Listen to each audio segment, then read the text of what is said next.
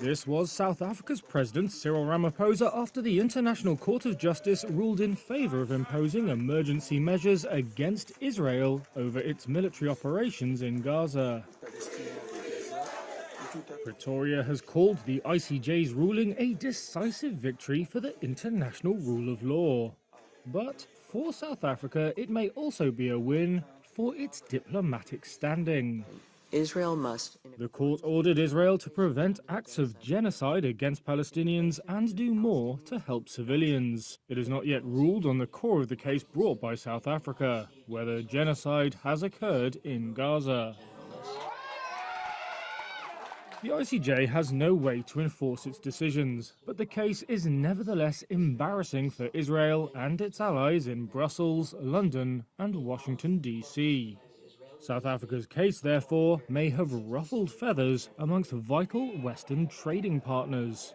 But it's also boosted South Africa's reputation as a champion of the global South. And, according to analysts, the gamble is likely to pay off. That's in part because of renewed competition for Africa's mineral resources. China is wooing the continent with money, railways and tech transfers.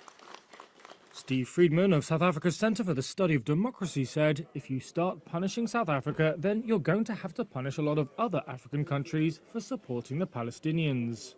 If you do that, he said, then you might as well send Xi Jinping a letter saying, you've won. Underscoring that point, US Secretary of State Antony Blinken, who was in Angola on Thursday.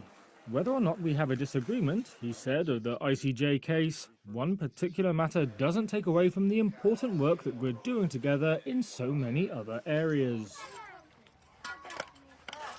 Israel's military operation has laid waste to much of the densely populated enclave and killed more than 26,000 Palestinians in nearly 4 months, according to Gaza health authorities. It was triggered by Hamas's October 7th cross-border rampage in which, according to Israeli officials, 1,200 people, mostly civilians, were killed and 240 taken hostage. Gaza has been under an Israeli-led blockade since Hamas took power in 2007, creating deep economic hardship. South African officials often compare the Palestinian cause to their own battle against white minority rule. That's something Israel strongly disputes. Nevertheless, South Africans are proud of the strong rule of law that emerged from their anti-apartheid struggle.